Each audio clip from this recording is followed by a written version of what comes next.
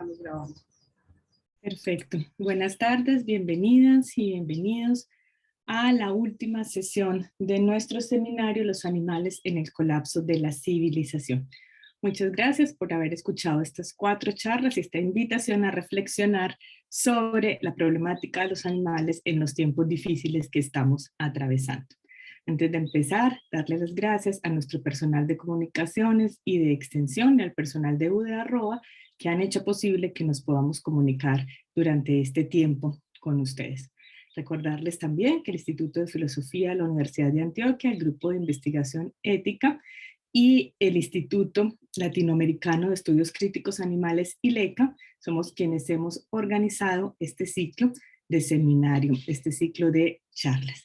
Bienvenidas y bienvenidos entonces, también bienvenidas y bienvenidos a quienes están compartiendo con nosotros a través de la grabación. Las grabaciones de todo el ciclo las pueden encontrar en el canal de YouTube del Instituto de Filosofía de la Universidad de Antioquia o de ILECA. Ahí nos pueden encontrar. Bien, entonces empecemos de una vez con nuestra reflexión del día, en la que espero poder tener siempre sus reflexiones también de vuelta. Hoy los voy a acompañar yo. Me presento, mi nombre es Paula Cristina Mira Borges, soy profesora del Instituto de Filosofía de la Universidad de Antioquia, miembro del Grupo de Investigación Ética y también miembro del Instituto Latinoamericano de Estudios Animales, de Estudios Críticos Animales, ILECA. Mis áreas de investigación son, entre otras, la ética animal, la ética climática, y vamos a compartir hoy un poco de esas 2 áreas y un poco de mis reflexiones en general. Antes de empezar con esta perspectiva no antropocéntrica de la justicia climática, habría que hacer algunas aclaraciones importantes.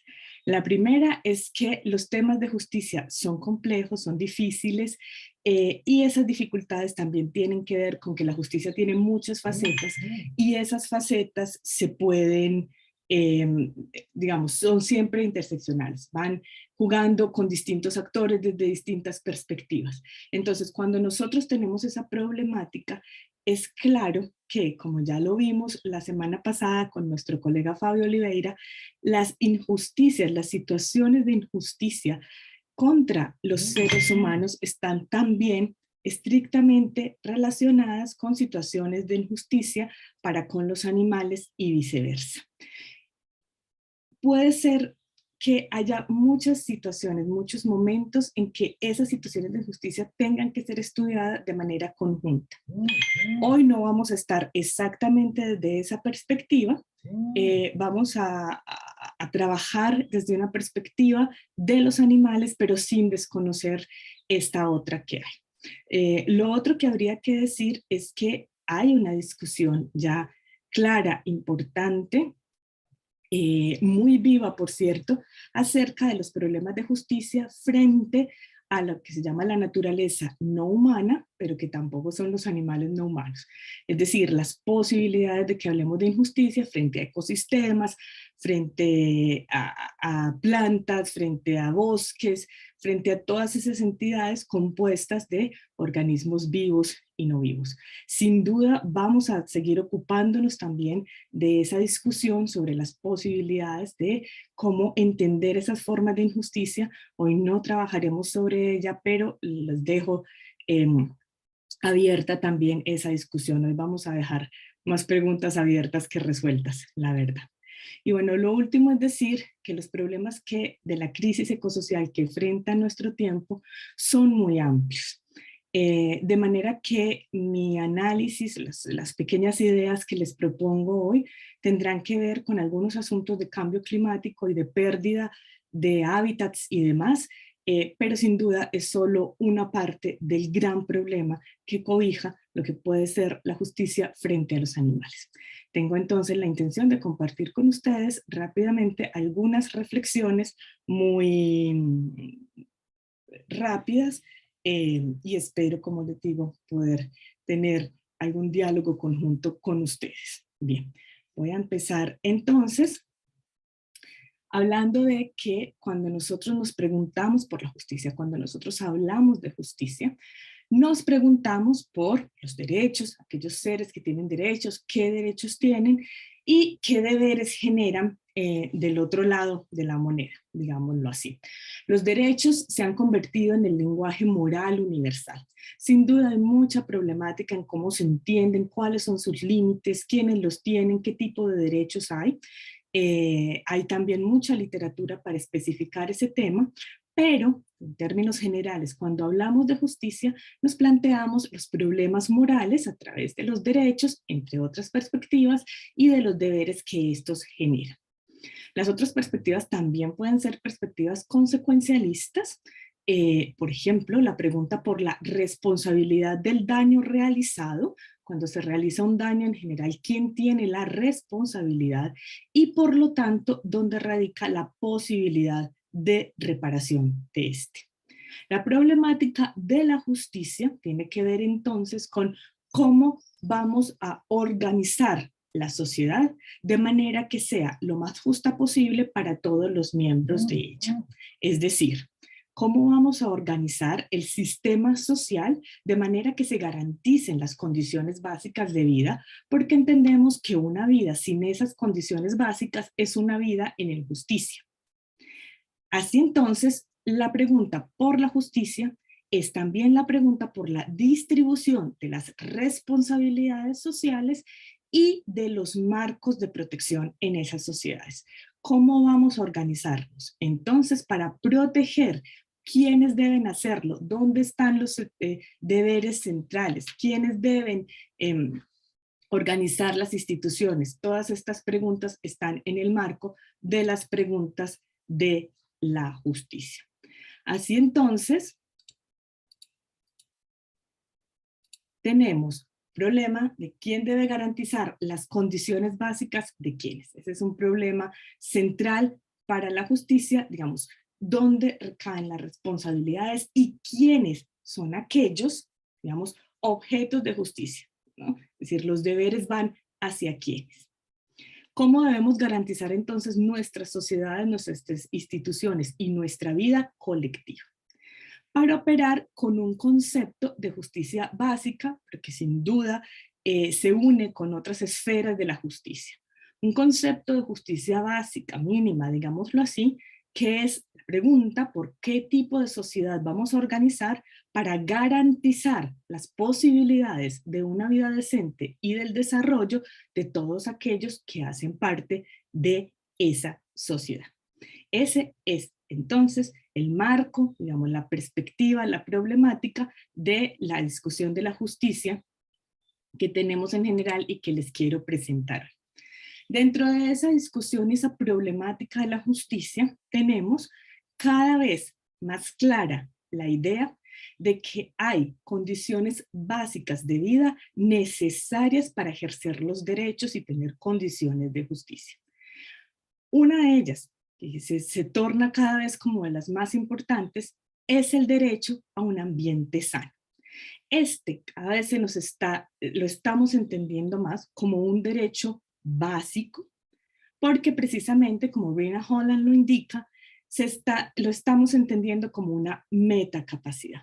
¿Qué quiere decir eso? Que un sistema climático estable, en general un ambiente sano, pero digámoslo en este caso, un sistema climático estable, es la condición de posibilidad de la vida, la salud y la integridad física de todos los individuos. Por lo tanto, es la condición de posibilidad del desarrollo de los demás derechos. Cuando ese sistema climático se desestabiliza y empieza a generar situaciones donde ya la supervivencia de los individuos está en juego, empieza a generar situaciones donde los recursos escasean, donde hay que generar, digamos, una lucha por supervivencia y recursos, donde la vida, la salud están en peligro, entonces el desarrollo de los demás derechos pues se pausa y no puede darse.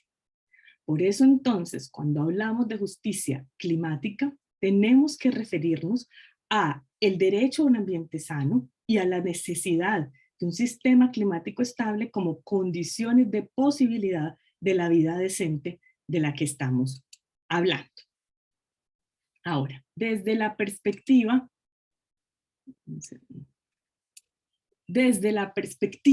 humana, la justicia climática. Cuando hablamos de cambio climático desde esta perspectiva, los autores que nos instruyen sobre esto nos indican que el cambio climático es un problema de derechos humanos. Como problema de derechos humanos, para entenderlo de esta forma, nos asociamos, entendemos que el cambio climático reduce, como ya lo hemos dicho, las posibilidades de una vida decente de millones de personas e imposibilita el ejercicio de derechos. Por lo tanto, no es solo un problema ambiental, climático, ecológico, sino que es realmente un problema de justicia porque no es posible ejercer una vida con derechos, insisto, en condiciones climáticas inapropiadas para la vida. En esta perspectiva humana, entonces, hay algunas referencias muy importantes para enmarcar la discusión. Por ejemplo, la referencia a que en la cuestión del cambio climático hay algunas personas y sociedades más vulnerables que otras a estos cambios. Esas personas y sociedades más vulnerables, en el caso de los seres humanos, no suelen ser aquellas que han contribuido más al aumento de emisiones y a las crisis climáticas. Es decir, no son las personas y los grupos sociales que más emiten y que más degradan, digámoslo así, las condiciones planetarias, aquellas que más sufren las consecuencias de esas emisiones y de esa degradación. El ejemplo sin duda siempre será África, porque África tiene una situación de ser especialmente vulnerable y sufrir ya consecuencias desastrosas del cambio climático, y es el continente que menor contribución no en el sentido positivo, tiene a las emisiones y al cambio climático. Estas personas y sociedades más vulnerables tienen entonces menos posibilidades de mitigación y adaptación. Eso quiere decir que en la pregunta por la justicia desde la perspectiva humana, nos preguntamos quién es más vulnerable, quién tiene menor responsabilidad, para adjudicar entonces las responsabilidades y mirar cómo la garantía de derechos debe recaer en manos de sociedades y de instituciones con real capacidad de reparar el daño. Siendo así entonces, tenemos desde esta perspectiva de justicia que necesitamos hablar, cuestionar cuál es la distribución de responsabilidades para restablecer la garantía de derechos.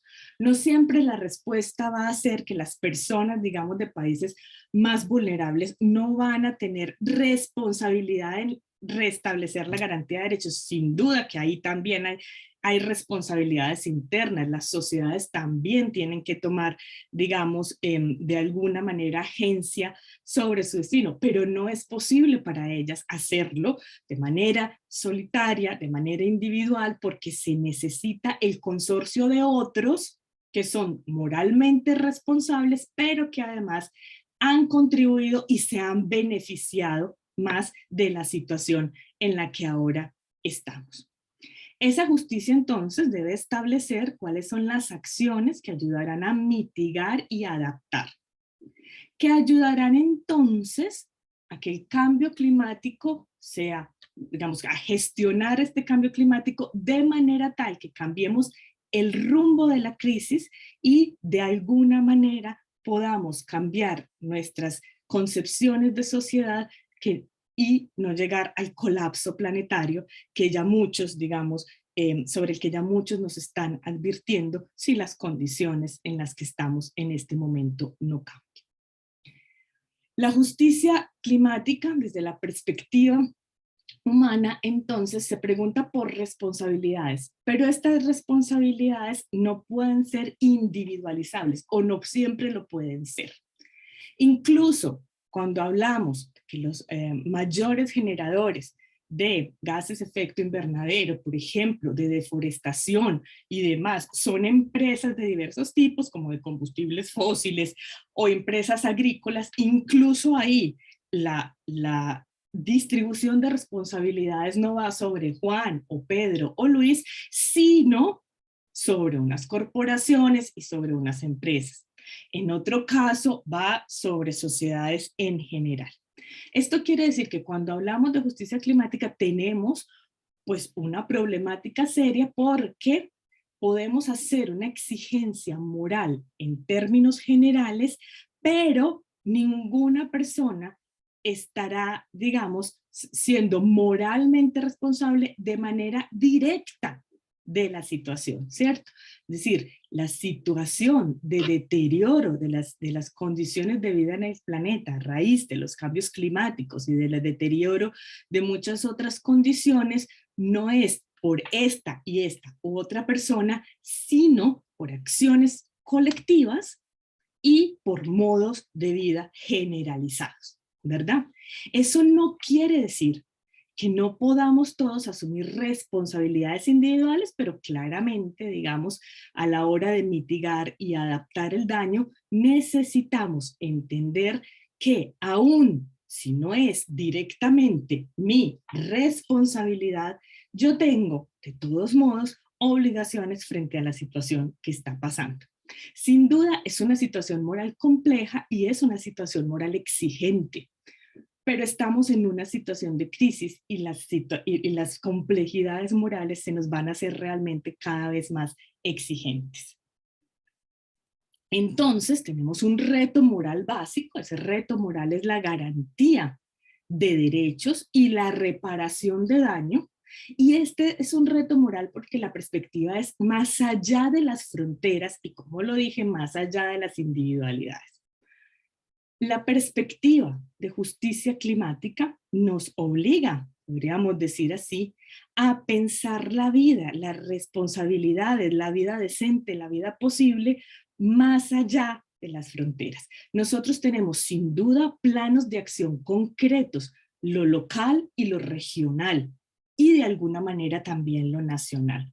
Pero eso no quiere decir que el problema que tenemos de justicia se limite a lo local o a lo regional o incluso a lo nacional. Es un problema de todo el planeta. Y como problema de todo el planeta, entonces, pues no nos puede ser indiferente, aunque no podamos solucionar el problema planetario, no nos debe ser indiferente el hecho de que el cambio climático reduce las posibilidades de que los seres humanos, aun si no están en mi entorno vital, tengan la garantía de sus derechos básicos. Justicia en este caso entonces es enfrentarse a la realidad de que hay un cambio antropogénico que hace imposible para millones las condiciones de una vida decente. Ahora, sin duda, el planteamiento de la justicia debe cambiar de ser una perspectiva netamente antropocéntrica, como hasta ahora se ve mayoritariamente en la literatura y en los análisis, y ha de cambiar a hacerse la pregunta de quiénes más deben ser cobijados por la justicia y las garantías morales que con esta estamos exigiendo, aunque no se verifiquen siempre en la realidad. Y vamos a empezar un poco a pensar por qué alguien más distinto a los humanos debería estar en lo que llamamos nosotros en ética, círculo de la moral, círculo de la justicia. Para eso hay, digamos, una referencia de base, una pregunta de cuál es la vida de cuáles seres es moralmente relevante. Esto suena fuerte, no quiere decir que haya vidas, digamos, que no valgan, pero nosotros nos preguntamos qué seres son sujetos de la moral en el sentido de que seres son moralmente relevantes. ¿Qué quiere decir eso?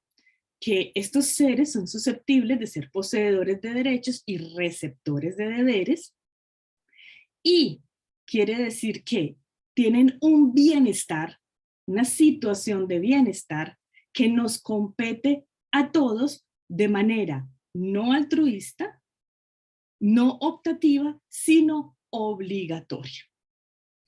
Frente a estos seres, tenemos que considerar siempre las consecuencias de nuestras acciones, es decir, tenemos que pensar siempre qué le estoy haciendo, tengo yo derecho a hacer esto, puedo hacerlo, es decir, son seres que no me pueden ser indiferentes.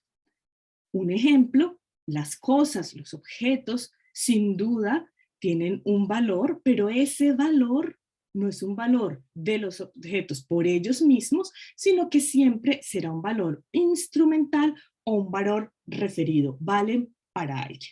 Yo no puedo tomar esas cosas porque no son mías, pero eso no tiene que ver con la cosa misma, sino con aquel que las reclama como propiedad, por ejemplo. Pero cuando aquí nos planteamos la problemática de justicia, estamos hablando precisamente de qué seres tienen una importancia directa por ellos mismos y para ellos mismos. Nunca una importancia referida, nunca una importancia moral, digamos, que sea un deber, lo que llaman algunos deberes indirectos. Puede ser en algunos casos también ambas cosas, pero primeramente una importancia claramente referida a ellos. Esto quiere decir que esos seres generan entonces la obligación de la reparación del daño cuando éste ha sido hecho, porque cuando tenemos seres cuya vida es moralmente relevante, las obligaciones morales que generan estos seres tienen que ver con el beneficio a su vida y a su desarrollo, el no daño y la reparación del daño, entre otros aspectos de la vida moral. Hay entonces una pregunta que, como les digo, debe, según yo lo veo y lo que quiero compartir con ustedes, guiar las preguntas por la justicia precisamente para ampliarla más allá de la especie.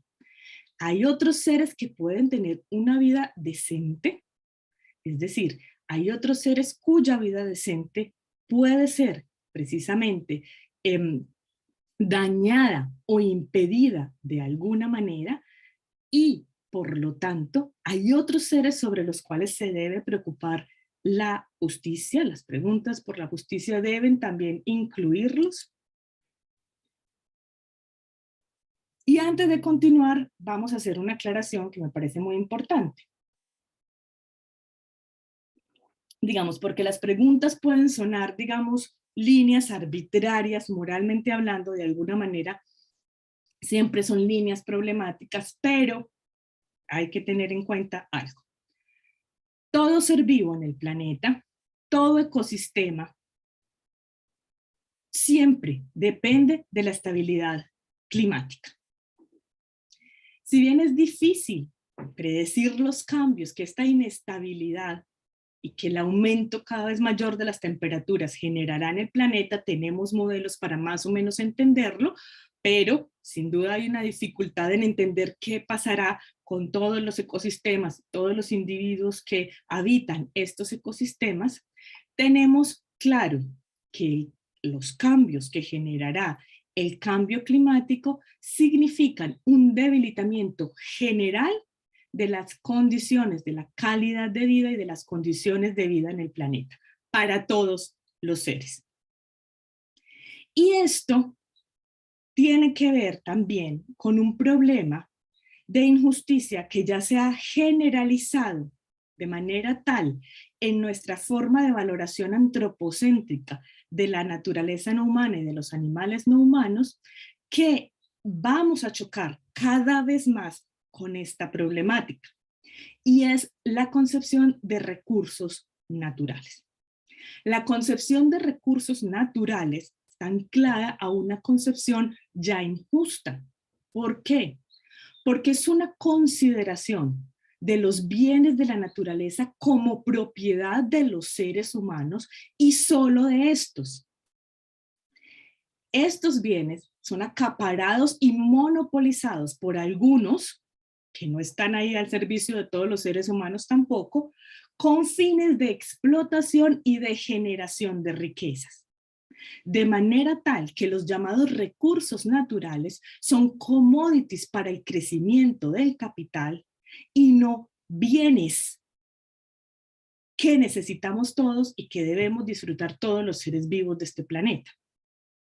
Así entonces, esta concepción de recursos naturales desconoce que estos bienes son necesarios para la vida y el bienestar de todas las formas de vida en el planeta Tierra.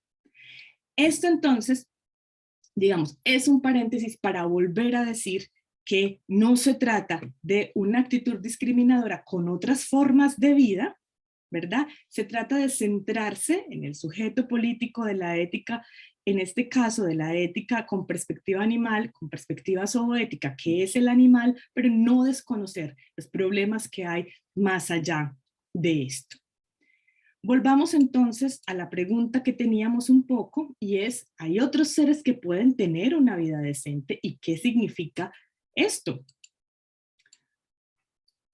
Y para eso nos ayuda a la filosofía moral, a la ética, bastantes descubrimientos, bastantes investigaciones, bastantes, lo que ahora son novedades, pero uno se pregunta realmente si no llegamos un poco tarde a la historia, de la ciencia, de distintas perspectivas de la ciencia.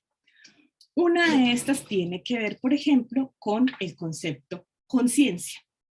El concepto conciencia es un concepto harto difícil, pero es un concepto que antes se le atribuía única y exclusivamente a los seres humanos, de manera tal que condiciones como una vida buena, una vida decente, una vida, digamos, que no estuviera llena de sufrimiento, con posibilidades de libertad, placer y demás, se consideraba posibilidades exclusivamente humanas. Eso ha ido cambiando, y por ejemplo, Christoph Koch nos dice que sea lo que sea la conciencia, él mismo tiene unos textos muy amplios donde estudia el problema, los perros, las aves y las legiones de otras especies la tienen. También experimenta la vida como nosotros. Esto es, hay otra cantidad de seres en el planeta, más allá de los seres humanos, que tienen una vida que ellos mismos experimentan, es decir, de la que ellos mismos están conscientes. Eso sin duda tiene toda una discusión científica detrás, no vamos a hacer referencia a toda la discusión, pero digamos, en términos generales, nos dice en otro artículo Christoph Koch, en una versión relativamente simple de la conciencia, entiéndase que quien tiene conciencia percibe algo, es aquel ser que percibe algo. Lo mismo, más o menos por la misma línea, opta Carl Safina, en un libro muy bonito que se llama Beyond Words, enseguida vamos a ver la edición en español. Esta línea, entonces, de pensamiento, esta línea de investigación científica nos muestra la conciencia en términos generales, mal definida, digamos, por mí, es en general una capacidad de percibir sensaciones. Pero, por ejemplo, cuando algo me duele, yo sé que me está doliendo a mí. Y alguien diría, pero eso es obvio, eso es de suyo. Pero es que eso se ha negado frente a los animales mucho tiempo y frente incluso a los neonatos y demás. Entonces, la idea es que hay muchos seres en este planeta que tienen esa capacidad de sentir, por ejemplo, y no solo de sentir, sino de pues tener una experiencia de ese sentir. Ambas cosas van juntas, ¿verdad? Entonces lo que nos propone Safina es una perspectiva entre, él lo divide así, hay otras formas de división dentro de la investigación científica, sintiencia, cognición y pensamiento. La sintiencia, nos dice él aquí la versión en español del texto, es la capacidad para percibir sensaciones. Lo diferencial de la cognición, que es la capacidad para percibir y adquirir conocimientos, y del pensamiento, que es el proceso de considerar algo que sea percibido. Estas tres condiciones, digamos, estas tres cualidades, nos insiste Karsafina, están distribuidas en todo el mundo animal. Ni son exclusivas de los seres humanos, ni son exclusivas de ningún otro ser. Están distribuidas en todo el mundo animal. Por eso nos dice, como sucede con todo lo relacionado con los seres vivos, el pensamiento también se gradúa en una escala muy amplia, así como se gradúa la sintiencia y también la cognición, en una escala muy amplia. Puede adoptar la forma de un jaguar deliberando cómo apropiarse por detrás a un pecarí receloso, un arquero apuntando a su objetivo o una persona considerando una propuesta de matrimonio. La sintiencia, la cognición y el pensamiento son procesos que se solapan en las mentes conscientes. Entonces, lo que tenemos aquí no es, insistamos, la descripción de uno o dos individuos en el planeta, sino la descripción de muchísimos individuos, porque la sintiencia, entendida en forma amplia, sigue siendo una pregunta abierta, sigue siendo una pregunta de investigación. Hace poco leíamos un estudio donde se preguntan si las abejas sueñan, por ejemplo. Algo que hace algunos años hubiera sido imposible siquiera preguntarse. Pues cada vez se amplía más la investigación, entonces cada vez sabemos que no hay una forma de sintiencia, una forma de cognición o una forma de pensamiento, sino que muy por el contrario, se trata de la gradualidad dentro de muchos seres vivos en condiciones muy diversas.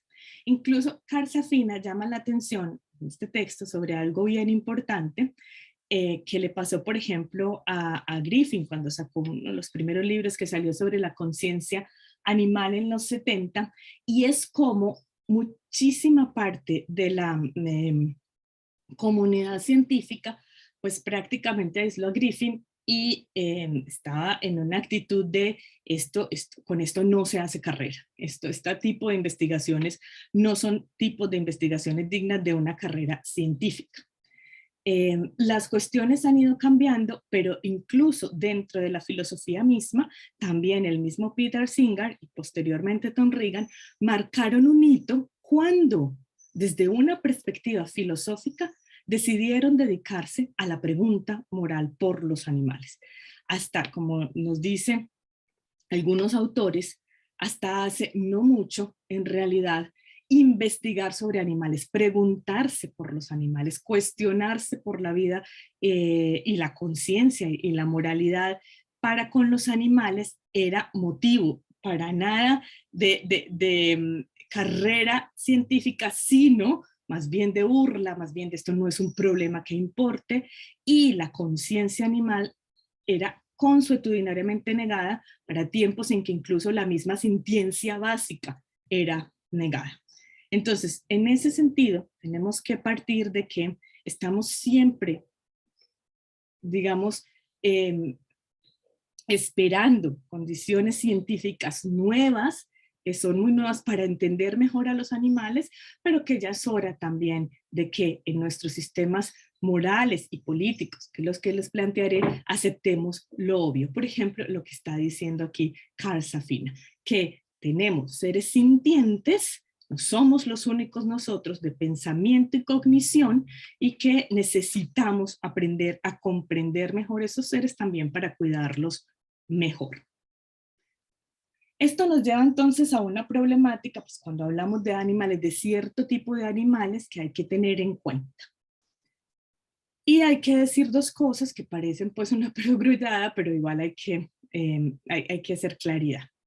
Primero, que los seres humanos también somos miembros de una especie, es decir, nosotros no somos seres especiales, racionales, absolutamente diferentes de la naturaleza, ni independiente de los procesos de la vida en la Tierra. Nosotros somos una especie también, y también somos una especie ecodependiente, dependiente de los procesos de la vida en la Tierra.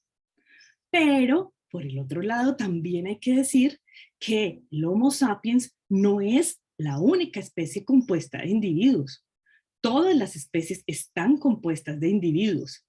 A pesar de que las apreciemos, las estudiemos, las valoremos como especies, es decir, como conjunto, es una realidad que están compuestas de individuos con vidas interiores, de una u otra manera, con vidas interiores, ¿no? Sin duda, es muy difícil para la investigación, para el trabajo con animales, también para la filosofía moral, individualizar los animales. No hay duda de eso. Digamos, hay animales más fáciles de comprender en su individualidad, sin duda los grandes primates, los mamíferos, las aves, los peces, pero conforme la complejidad animal es menor, pues sin duda va siendo más difícil comprender los animales en su individualidad, ¿verdad? Individualizar caracoles, individualizar insectos y todo esto, no verlos en su conjunto, no tratarlos en su conjunto, no valorarlos en su conjunto es muy difícil. No vamos a decir lo contrario. Esa es la razón por la que, por ejemplo, en sus inicios, las problemáticas de la ética animal se concentraban en cierto tipo de animales cuya sintiencia era más clara, más evidente, que eran más claramente individuos y no en otros. Lo que tenemos y lo que yo ofrezco como perspectiva es seguir siempre abiertos y abiertas a la idea de que la investigación pues, va a seguir aclarando muchísimas cosas del mundo animal y que las líneas de la moral se extiendan pues hasta donde sea posible. Hay problemas para extenderla a todos los seres, sin duda, sin duda. No vamos a decir que no, pero hay que hacer el mayor esfuerzo para respetar hasta donde sea posible a los animales sintientes. Los animales son individuos que poseen una vida interior más o menos compleja. Hay animales altamente complejos, como me estoy refiriendo siempre a animales no humanos, pero resumo con animales. La expresión animales no humanos la usamos siempre para resaltar que animales somos todos, pero nos estamos refiriendo a todas esas especies de animales que no son homo sapiens. Hay que decirlo así. Pero lo hacemos, digamos, para siempre, para resaltar que esa división entre humanos y animales es falsa. Esa queja que hay por ahí mucho, no me compare con un animal, es falsa. Nadie lo está comparando con un animal. Usted es un animal, ¿no? Pero bueno, por una cuestión de ahorro del vocabulario del lenguaje, pues vamos a usar la palabra animales simplemente en general. Tienen esa vida interior más o menos compleja. Como les digo, hay algunos como más que sentimos además más cercanos, que pueden expresarse mejor para con nosotros, que entendemos mejor, y hay otros que son más alejados, cuya complejidad nos es más extraña, pero en general esa complejidad nos guía por las diversas formas en cómo se puede beneficiar y dañar a un animal, y por lo tanto, por el debate, por la problemática, por los deberes que esto genera en los seres humanos. Si los animales, por ejemplo, tienen una forma de actividad social altamente compleja, una forma de actividad de jerarquía altamente compleja, si son animales que transmiten cultura, si son animales que permanecen con la cría mucho tiempo. Todas estas cuestiones nos da una perspectiva de cuáles son las posibilidades de dañarlos, por lo tanto, cuáles son las necesidades de respeto que tienen de nuestra parte y de deberes que generan de nuestra parte. No serán los mismos siempre, sin duda, hay alguna claridad mayor frente a los animales que no son más conocidos, digamos, habrá muchas diferencias, como les digo, es un mundo moralmente complejo en el que actualmente estamos viviendo. Entonces, desde la perspectiva ética, porque la sintiencia es un hecho científico. La ciencia es investigación científica. Nosotros derivamos consecuencias éticas de el hecho científicamente constatado de la sintiencia. Necesitamos entonces, nosotros con la mera sintiencia, por ejemplo, pues no podemos tener una guía de acción, pero si empezamos a analizarlo desde una perspectiva ética, veremos cuáles son las consecuencias que tiene para nuestra estructura moral el reconocimiento de la sintiencia en términos generales, sintiencia, cognición y pensamiento de muchos animales. Éticamente hablando, entonces, eso tiene consecuencias como que hemos de reconocer a los animales como individuos con diversas formas de vida que pueden ser mejores, peores o incluso imposibles por causas humanas. Los animales les puede ir bien, les puede ir mal o pueden desaparecer por nuestra causa, y eso es algo que, como los animales tienen vidas internas, importará para ellos. Eso es algo de lo que ellos son conscientes. El estar mejor o peor es algo que en distintos grados de complejidad el animal sabe que le sucede. Esta vida interna y estas condiciones, digamos, que de vida, de diferencia entre una vida mejor y peor para un animal, generan obligaciones en aquellos seres que son capaces de regular moralmente sus acciones. Estos somos los seres humanos. Hay aquí algo también importante para aclarar. No estamos hablando, no estoy hablando yo aquí, y no está hablando en general la filosofía moral de obligaciones, deberes o derechos que los animales deban respetarse entre sí. Hay una discusión si los animales con estructuras sociales altamente complejas, pues tienen también algo así como un sistema moral, ¿no? Esa discusión está en muchos primatólogos, está en algunos etólogos. Esa discusión no tiene que ver si esos animales tienen comportamientos morales o no con seres de otra especie, sino entre ellos mismos. Como les digo, porque tienen estructuras, jerarquías, porque muestran cuestiones que para nosotros son moralmente valorables, como por ejemplo el altruismo, o por ejemplo el ataque al otro de la misma especie y demás. Esa es una discusión que además se nutre de la problemática de si nosotros somos también una especie, pues, producto de la evolución como todas las demás, pues qué consecuencias tiene esto, hablando evolutivamente, el hecho de que seamos seres con capacidades, digamos, de problematizar la moral, de tener códigos morales. ¿Cómo puede, se preguntan algunos, esto no ser fruto de la misma evolución que generó todo lo demás en nosotros? ¿Mm? Una crítica a la perspectiva racionalista de que de algún lugar muy distinto a la naturaleza ha salido la capacidad moral. No vamos a profundizar en esta discusión, pero hay que decirlo, pero no es la perspectiva que yo les quiero compartir, y en general, a pesar de que existe esa perspectiva, no nos estamos preguntando si los animales entre sí deben tener códigos morales a respetar. Esa no es la pregunta. Entonces, esa confusión debe ser siempre aclarada a la hora de tener estas discusiones. El otro problema que tenemos y que nos enmarca todavía la preocupación por la justicia y la preocupación por la moral más allá de la especie, es que la vida y la integridad de los individuos animales en este momento depende casi totalmente de la voluntad o incluso a veces de la arbitrariedad humana. Actualmente los animales, todos ellos, viven en un mundo antropomorfizado. Es un mundo formado para las necesidades, los intereses y los deseos de algunos seres humanos, que sin duda no de todos, ¿verdad?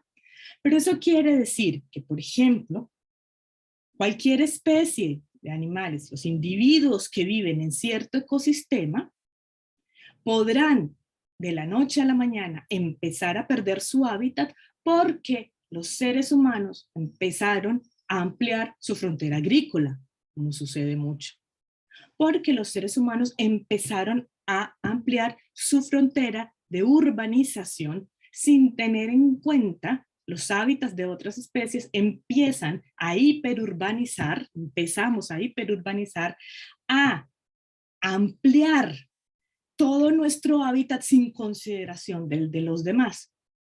Eso tiene que ver también con el hecho de que si una especie, y esto vale también sin duda para las especies eh, de plantas y demás, si las especies no nos sirven, pues entonces tenemos acción de cuidado frente a ellas.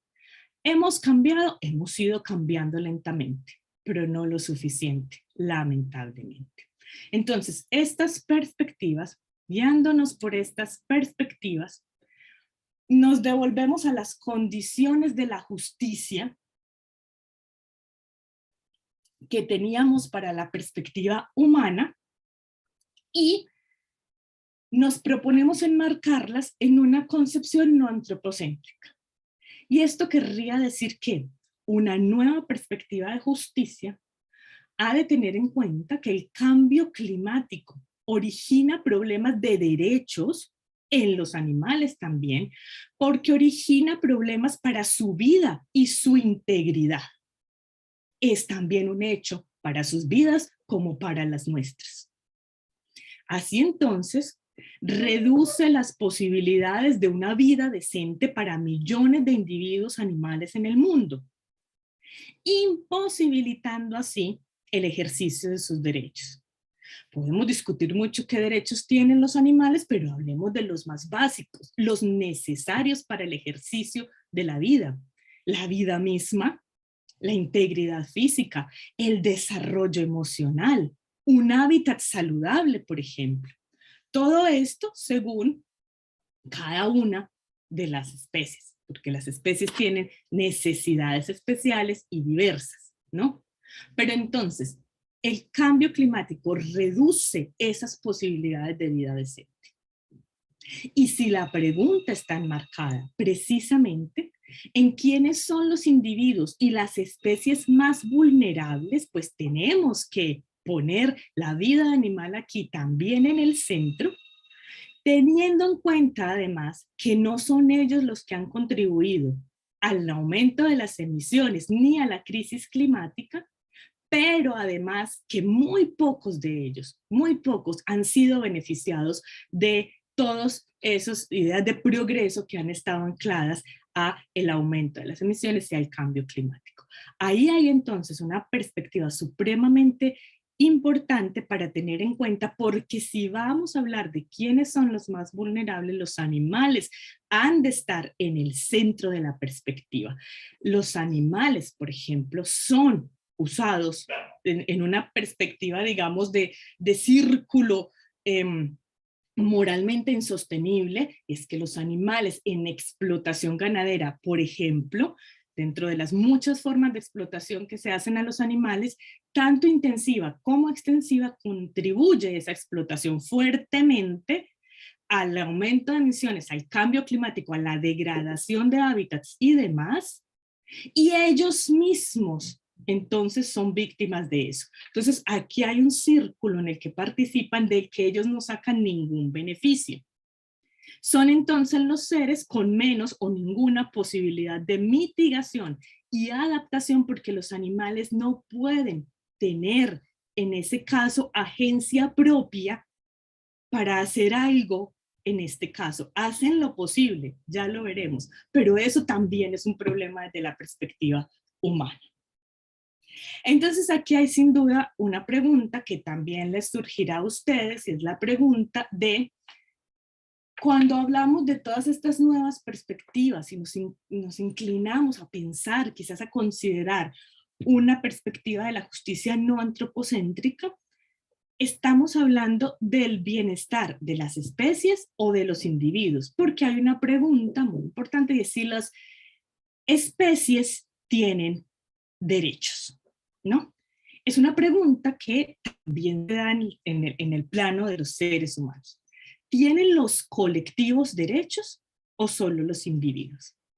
La respuesta en teoría de derechos morales, pues para muchos es no solo los individuos tienen derechos, y si, por ejemplo, hablamos de los derechos de los campesinos, que últimamente se está hablando mucho y están en fuerte discusión, pues entonces nos dicen muchos teóricos, no, lo que habría ahí sería derechos individuales que estos seres tienen como individuos por pertenecer a un colectivo. Entonces, son derechos que ellos tienen, pero de manera individual, pero que tienen condiciones especiales porque son parte de un colectivo, por ejemplo, un colectivo especialmente vulnerable.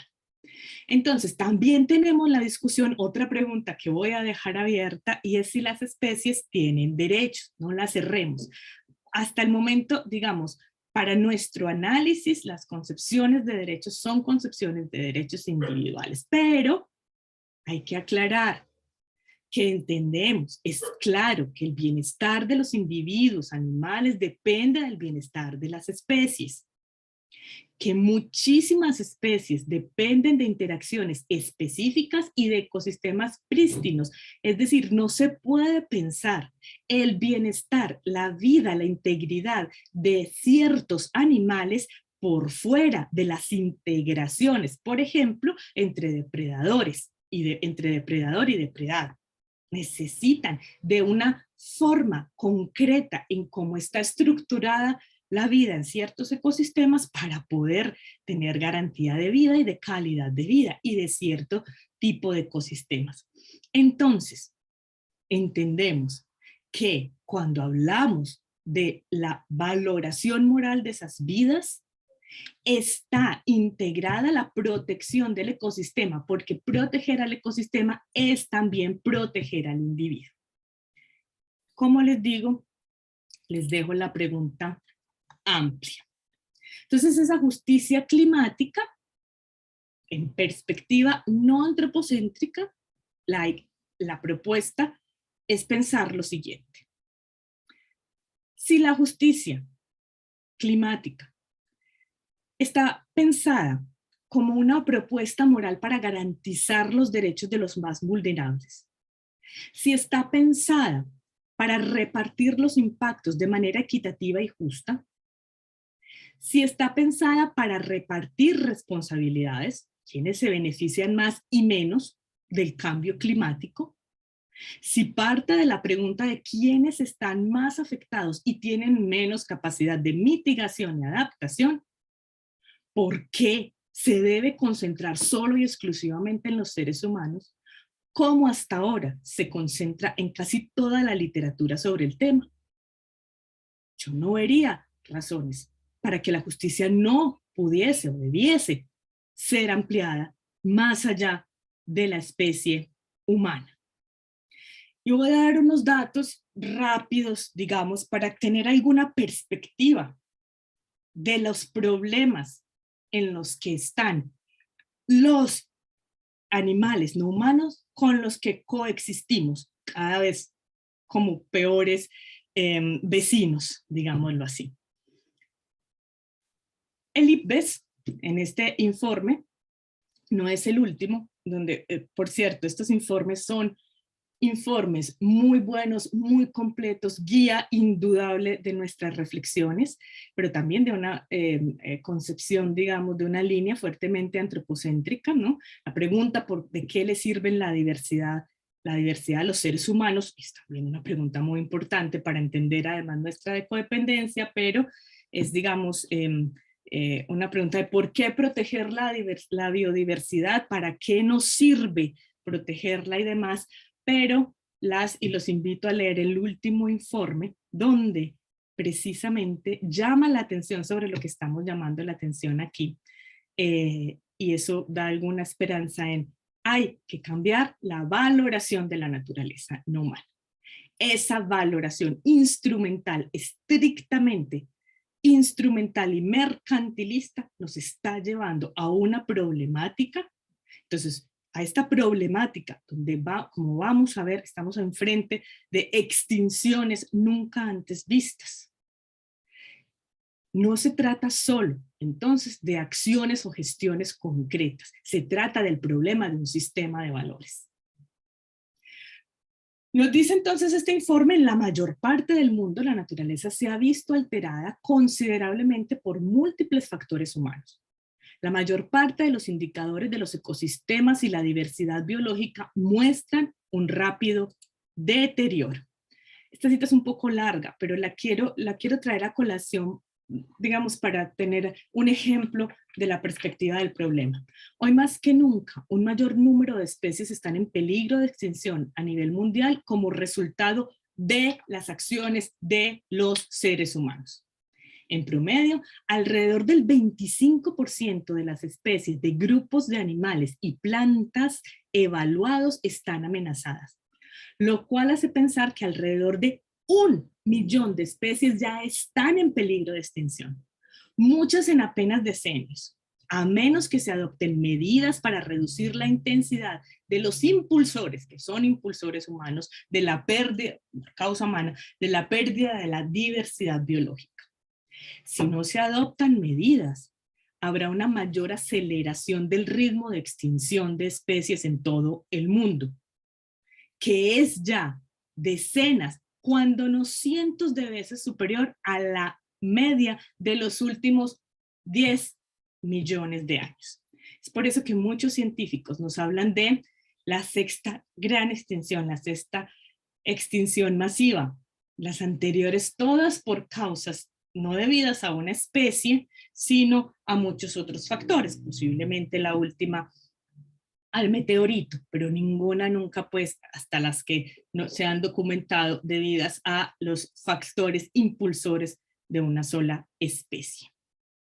El cambio climático ya está teniendo repercusiones en la naturaleza desde los genes a los ecosistemas. El riesgo que plantea es cada vez mayor debido al ritmo acelerado de los cambios y a las interacciones con otros impulsores directos. Y vamos a poner un ejemplo del mundo antropomorfizado, en el que los animales, como ya lo vimos aquí, los animales están siempre en ese peligro constante resultado de las interacciones de los seres humanos. Entonces, esta es una figura ya muy conocida de un estudio que es ya un clásico, que es el estudio de Barón y otros autores, que nos muestra cómo hemos cambiado la proporción en la biomasa en la Tierra, es decir, la proporción de seres vivos en la Tierra. En la actualidad es el 2018, falta ver si las cuestiones no han empeorado. El 36% de todos los mamíferos somos seres humanos. El 60% es ganado para uso humano. Y solo el 4% son animales salvajes. El 70% son aves para consumo humano y solo el 30% son aves salvajes. Esto es, el mundo animal en este momento ha sido cambiado de manera tal que la proporción mayor, cada vez mayor, es solo de animales que le sirven al ser humano. Los que no sirven han ido perdiendo posibilidades de vida. Hay cálculos de más o menos los animales que matamos anualmente en todo el mundo para consumo humano, entre los animales de la ganadería intensiva o extensiva, ahí no hay mayores variaciones éticas en los problemas, entre los animales silvestres que se usan para consumo humano y demás, y las cifras son aterradoras, porque las cifras, hablamos de eso, las cifras quieren decir que cada año matamos el número de animales, en promedio el número de animales correspondiente al número de seres humanos modernos que han habitado la Tierra. Y estas son cifras muy, muy delicadas.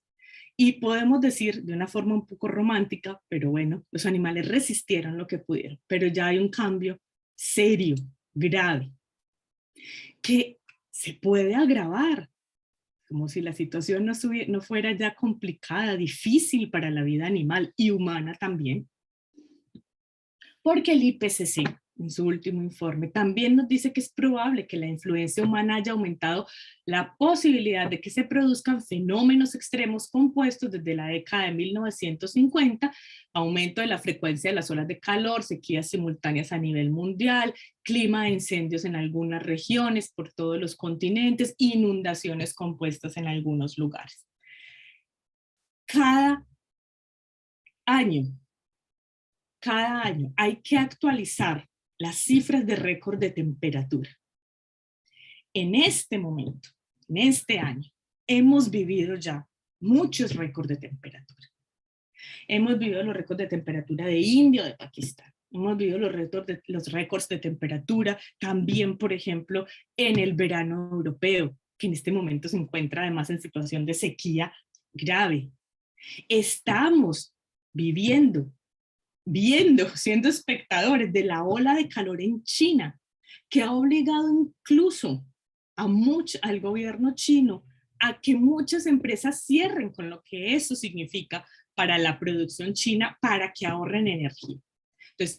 Entonces, los récords se suceden y se suceden. También los récords en inundaciones y demás. O'Brien y demás nos dicen, por ejemplo, que el Plan Estratégico para la Diversidad Biológica de las Naciones Unidas pide que se reduzca la extinción de especies, ya que es cada vez más evidente que las actividades humanas amenazan con llevar a las especies al declive y nos ponen una estadística de la forma en cómo se están extinguiendo a causa de la presión humana las especies de vertebrados en el planeta. También se surge la pregunta para muchos, ¿quiénes sobrevivirán cada vez que esta situación se complique más? En todo caso, muchos científicos, en esto nunca hay seguridad, pero nos advierten que las primeras que tendrán serios problemas para sobrevivir serán, como lo están siendo y lo siguen siendo, las especies endémicas, porque su capacidad de trasladarse, de cambiar de hábitat, para trasladarse a lugares cuya temperatura se parezca más a como era la temperatura de su nicho anteriormente, es menor, porque dependen de ecosistemas específicos. Y probablemente las especies que puedan moverse más y adaptarse más tendrán mayores posibilidades. Aún así, las posibilidades de la vida, conforme esto se siga empeorando, y hablemos de la vida animal, son cada vez menores. Hasta el punto de que nos dice Douglas Schale, es posible que el único vertebrado que sobreviva en África sea el pez cavernícola ciego en las profundidades. Los ganadores serán los pequeños, preferiblemente endotermos si son vertebrados, muy adaptables, omnívoros y demás. No parece un mundo muy bonito, dice otro científico en el informe. Nos está quedando un mundo maravilloso para que solo los microbios realmente sobrevivan. Es tan dramática la situación que la situación de explotación de los animales se hace cada vez más difícil. En el suroeste de los Estados Unidos, en informes del 2020, se constata que se ha vuelto tan caliente que los animales no pueden sobrevivir a ese calor y los granjeros ya no están en posibilidades de garantizar la vida a través de condiciones artificiales. Entonces, cuando hablamos en términos generales de toda esta destrucción de la vida y demás, cuando hablamos de la pérdida de especies, la invitación desde la perspectiva de la problemática ética también es a verlo desde la perspectiva de los individuos. Los individuos sufren estrés, pierden la capacidad de realizar actividades cotidianas, de buscar y encontrar alimento, de buscar pareja, parearse, cuidar sus crías, para poner ejemplos. Pierden autonomía, pierden libertad, mueren en condiciones terribles de estrés, de inanición, de sed, de heridas, de dolor. Y cuando muere, cuando se va ralentizando el crecimiento de una especie, cuando una especie va bajando en número, hasta estar en peligro, incluso en extinción, el resto de las especies de su entorno ecosistémico, de su ecosistema, también sufren. Entonces no es solo de algún tipo de individuos.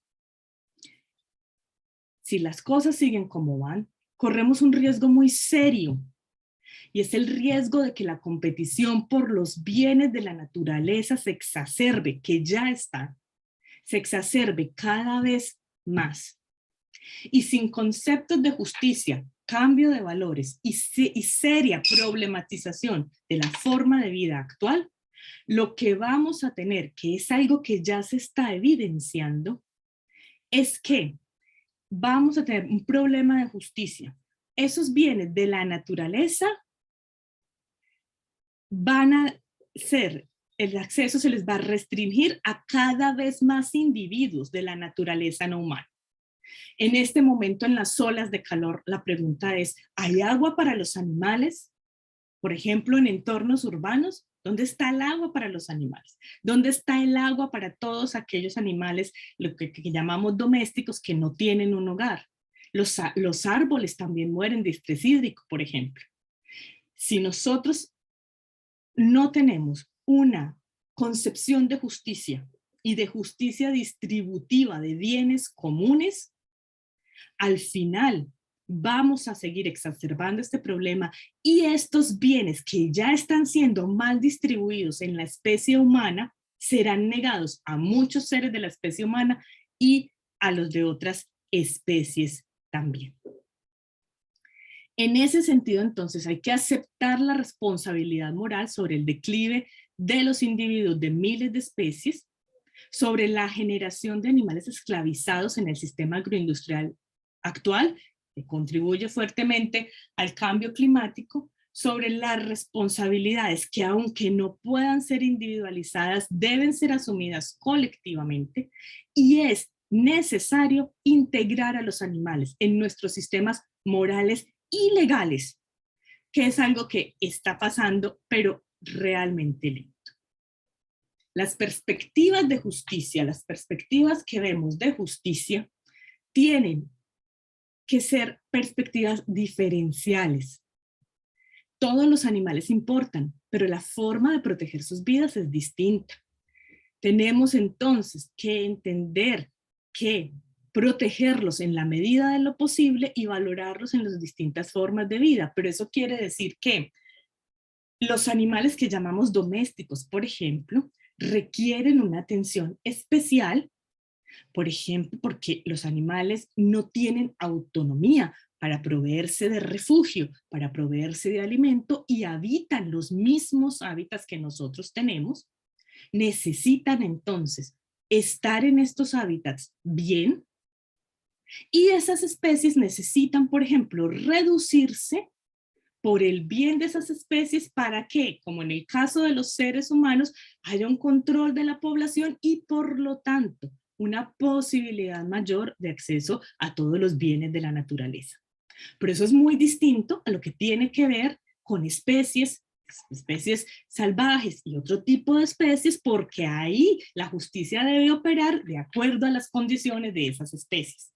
Entonces, no se trata de que haya animales que importen o que no, se trata de que los animales han de ser incluidos moralmente de forma diferenciada, teniendo también en cuenta los deberes de ayuda, aun si la responsabilidad no es propia. Estos deberes los asumimos individualmente o como tenemos la conciencia moral de que son una obligación, se los transmitimos a nuestras instituciones.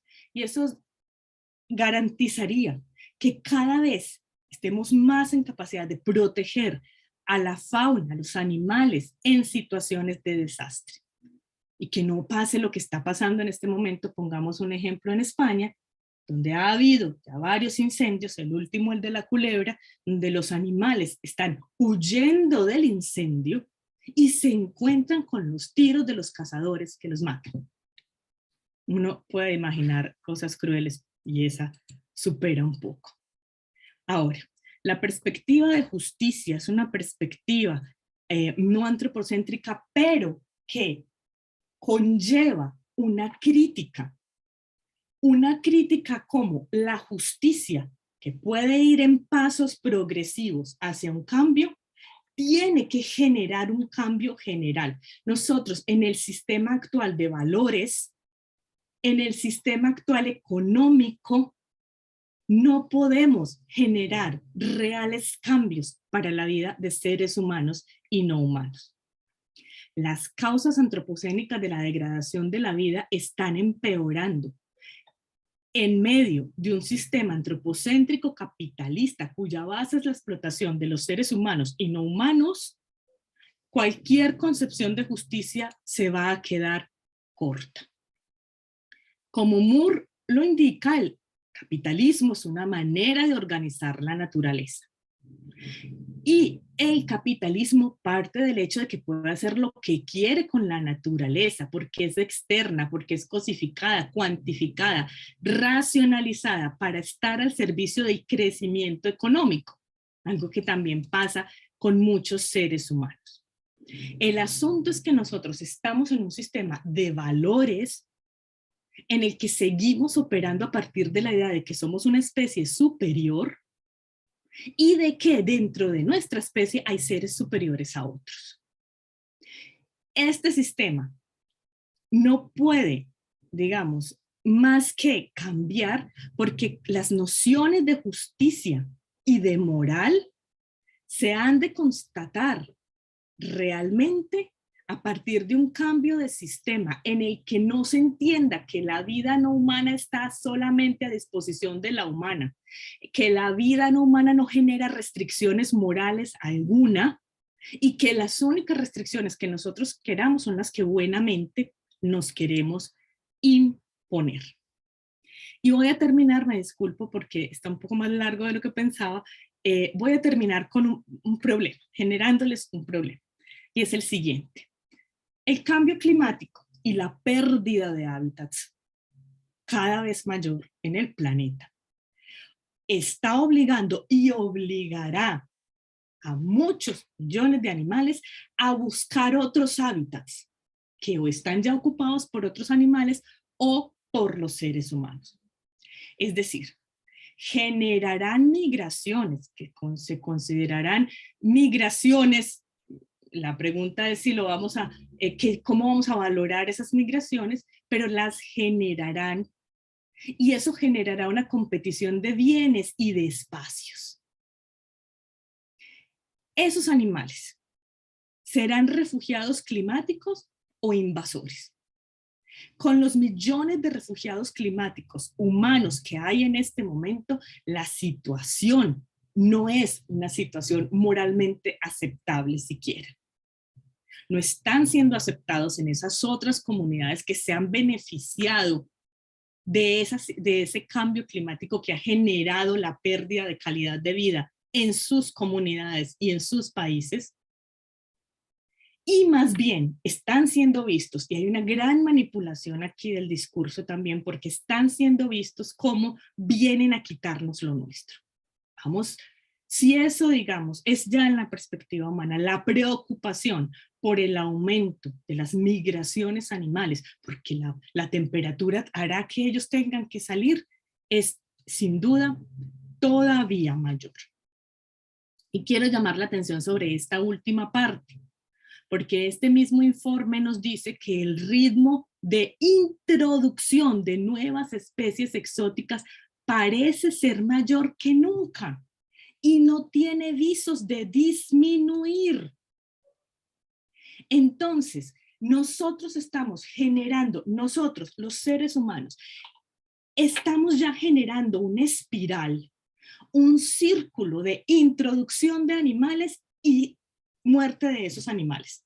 Los animales son introducidos, algunos no sobreviven, algunos no invaden, pero otros hacen lo que los seres humanos también hacemos. Nos apropiamos del territorio, buscamos refugio, buscamos comida, trasladamos a otros de sus lugares.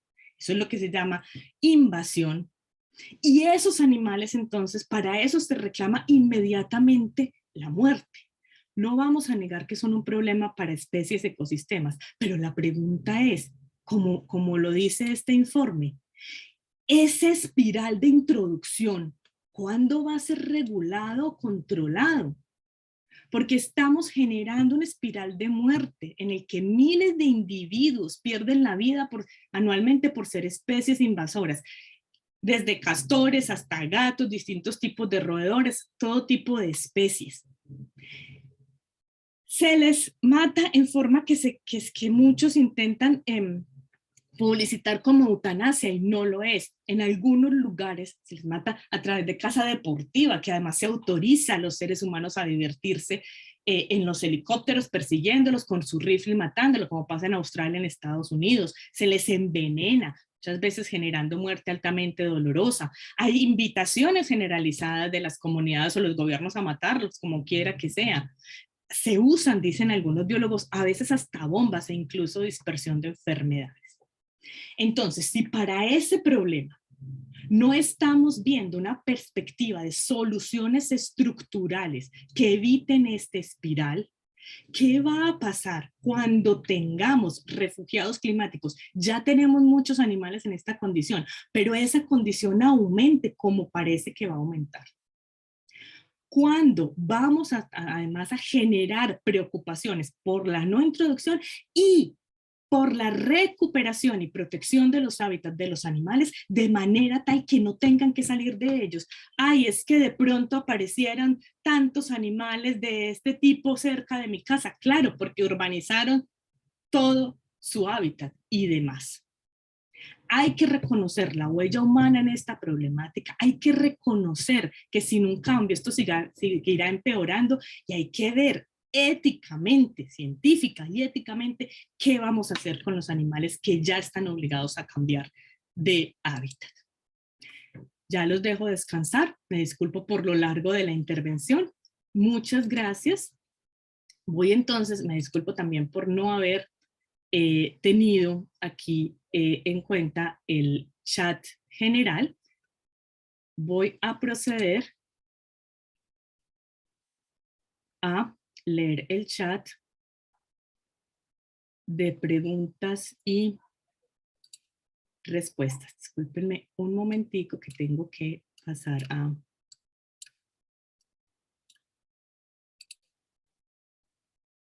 Exactamente, a dejar de compartir.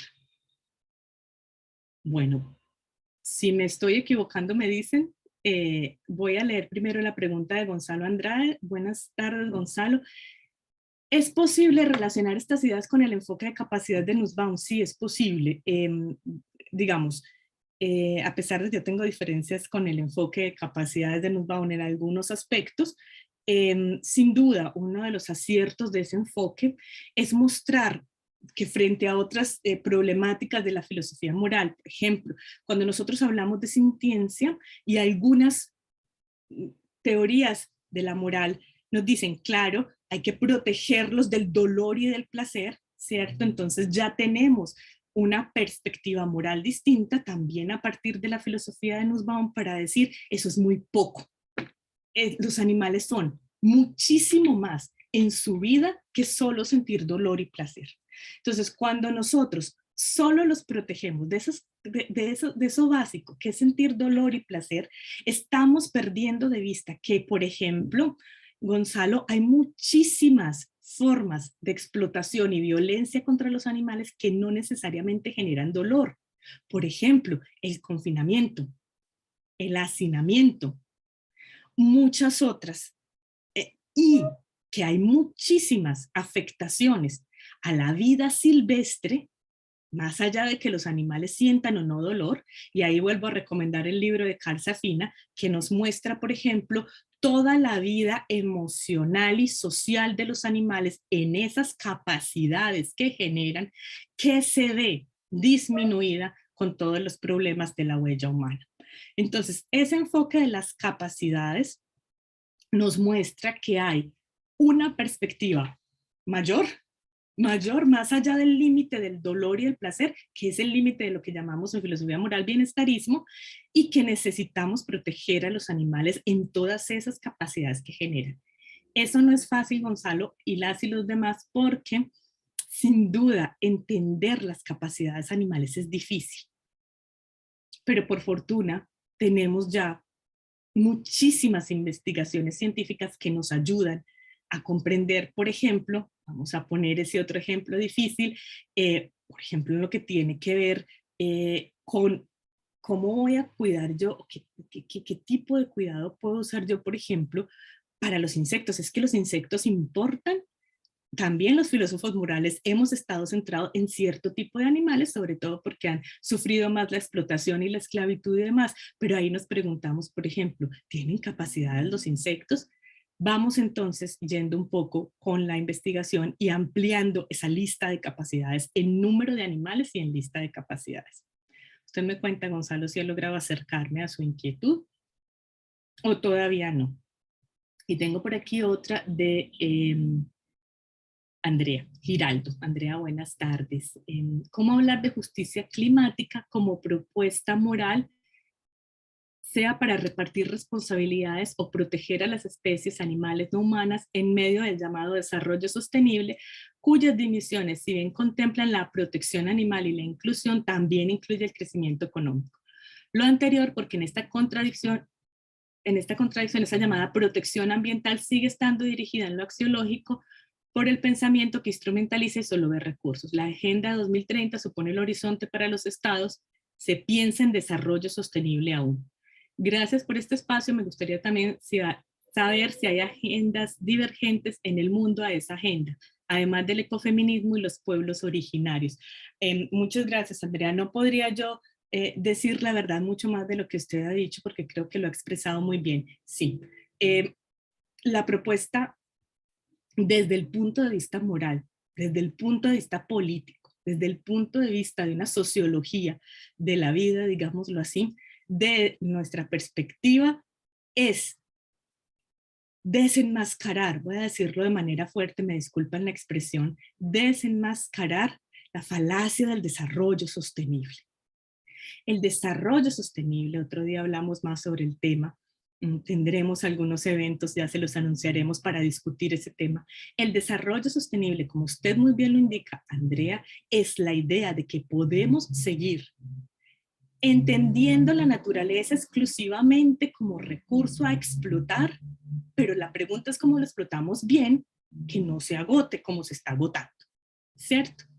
Es una perspectiva netamente antropocéntrica, pero que además, esta es otra línea de discusión, tampoco es una línea que comprenda realmente las necesidades de todas las sociedades y los pueblos que quieren liberarse de todas esas estrategias explotativas que se entienden como estrategias de crecimiento. Tenemos ahí los conceptos de límites y de decrecimiento. Este seminario lo hemos llamado, le hemos puesto la palabra colapso, muy controvertida sin duda, pero es para llamar la atención sobre eso, Andrea. Estamos viviendo en un planeta con límites de muchos tipos, pero con límites, y estamos intentando seguir imponiendo un sistema que no conoce límites. No podemos seguirlo haciendo. La sostenibilidad. Y por eso hay esa crítica tan importante del Lev, que reemplaza el concepto de sostenibilidad por uno comprensivo de sustentabilidad, que haga una crítica al sistema. Pero la sostenibilidad es la forma, y en esto acepto todas las críticas y las discusiones, pero es la forma de explotar mejor la tierra, no la forma comprensiva de replantear nuestros valores con la naturaleza. Por eso solo me puedo unir a eso. Hay muchas otras agendas. Ahí está la agenda, digamos, la filosofía moral tiene la agenda en perspectiva animal, pero también tiene la agenda de la ética ambiental en muchas perspectivas. También tenemos, Andrea, el ecosocialismo, que es sin duda una forma muy interesante de ver cómo se genera precisamente esa necesidad de cambio a partir de una necesidad, cambio en las relaciones humanas también, y de las relaciones económicas, y también están las nuevas teorías de límites y de crecimiento. Sin duda las de los pueblos originarios. Con las de los pueblos originarios, digamos, no vamos a decir que hay un problema, son muy interesantes, pero cada vez ese es el asunto, necesitamos teorías que nos orienten, que nos digan algunas líneas de acción que sean aplicables para todos, incluso para los que no pertenecemos a pueblos indígenas, a los llamados pueblos originarios, sino a los que habitamos ciudades, esas ciudades depredadoras que cada vez requieren más recursos y que cada vez generan más pérdida en el mundo natural. También la invito, si usted tiene, si no respondía a su pregunta o a su inquietud. Muchas gracias, Andrea. Bueno, por aquí está ya. Bueno, gracias a usted entonces, Gonzalo, por atender con este informe, con esta idea de las capacidades, muy interesante.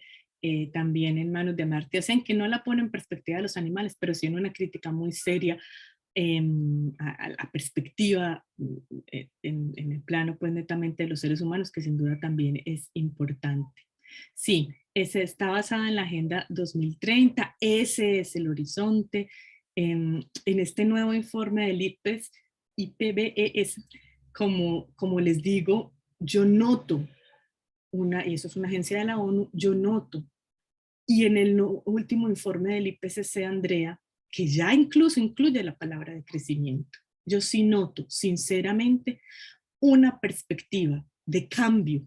Pues esto son cuestiones intergubernamentales, entonces, claro, se genera ahí unas discusiones pues de los intereses de los distintos países aquí, pero ya hay una introducción a esta necesidad de cambio, y yo creo, Andrea, que sí hay ya en ciernes una problemática más allá del desarrollo sostenible, la línea de sostenible, es que como usted nos dice, Andrea, pareciera ser relegado globalmente la línea de la sostenibilidad, ya que la Agenda 2030 ni la nombra.